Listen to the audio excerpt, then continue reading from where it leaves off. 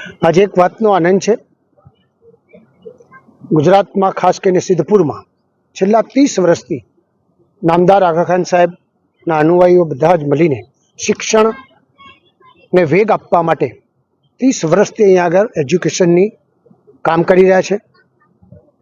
આજનો જે પ્રોગ્રામ હતો એ આદરણીય પ્રધાનમંત્રી નરેન્દ્રભાઈ મોદી સાહેબ શિક્ષણ આગળ વધે, ટેકનોલોજી સાથે, ડિજિટલ સાથે જોડી શકાય અને સાયન્સમાં વિદ્યાર્થી આગળ વધે એ પ્રકારનું કામ આજે થાય એના માધ્યમથી ગુજરાત સરકાર, કેન્દ્ર સરકારે 2024થી 2028 સુધીમાં 2700 કરોડ રૂપિયાથી વધારે ફાળવણી કરી છે।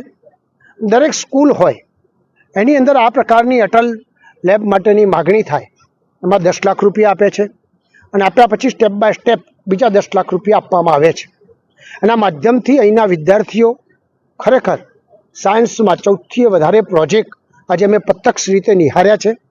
ખરેખર એક અદ્ભુત વિદ્યાર્થીઓમાં જે સ્કિલ પડી છે આજે પ્રત્યક્ષ રીતે જોવામાં આવી। કેન્દ્ર સરકાર અને સંસ્થા બે ભેગા થઈને આવનાર આપણી 21મી સદીમાં ભાવિ વિદ્યાર્થી આપણો આત્મનિર્ભર બને એ પ્રકારની તૈયારી જ્યારે થતી હોય ત્યારે ખૂબ આનંદની વાત છે।